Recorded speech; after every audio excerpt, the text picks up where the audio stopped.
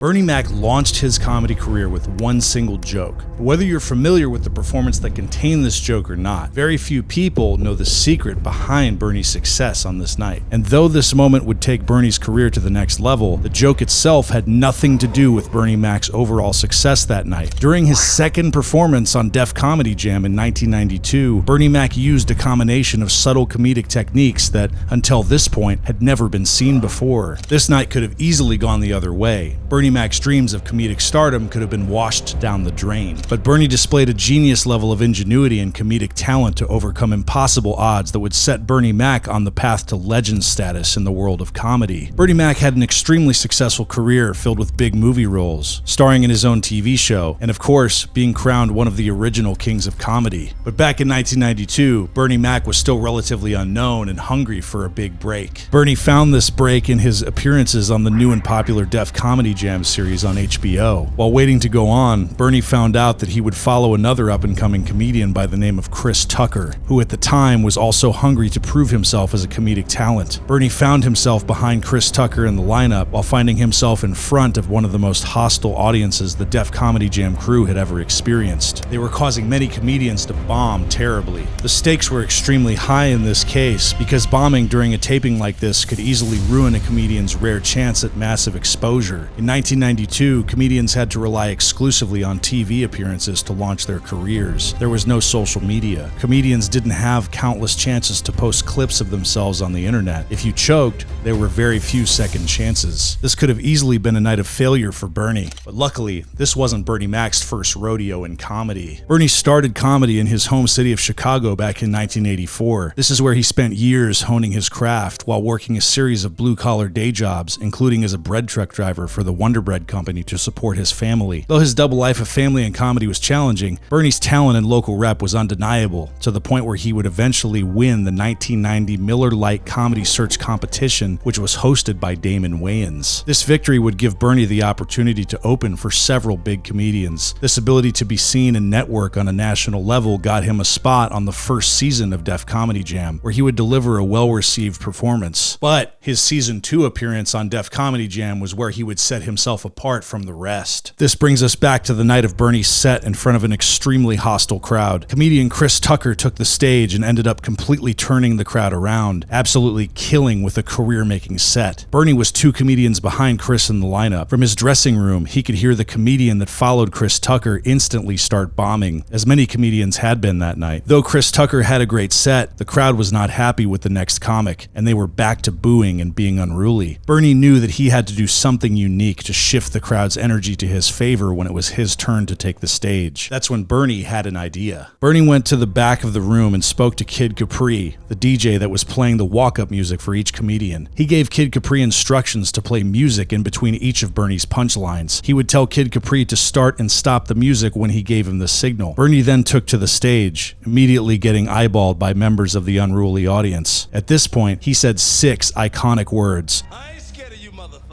which would go on to be one of the most famous quotes of all time. Bernie's genius method worked beautifully. His first punchline was followed perfectly by Kid Capri's music, then the second, and then the third. By the setup of Bernie's final joke, the crowd was the hottest they'd been all night, slightly topping the reaction that Chris Tucker's set produced. The unimpressed audience that greeted Bernie when he began his set was now running up and down the aisles, laughing and screaming hysterically. Bernie had done the impossible, which would help him earn unanimous respect from comedians across the board. One unappreciated detail about his set is the progression of Bernie's premises. His first joke was a lighthearted description about his each joke progressing into more controversial subjects until his final joke about performing comedy in front of inmates at a county jail. Bernie's ability to balance hilarious punchlines with serious subject matter is the calling card of all great comedians, and Bernie was no exception. Following his unfortunate passing in 2008, Bernie left a legacy of comedic talent behind him. However, parts of this legacy are tragic. Many comedians today believe that Bernie Mac was largely underrated by the entertainment industry and that he deserved much more recognition than he received. However, anyone who knows the truth about his Def Comedy Jam performance knows the true greatness of Bernie Mac.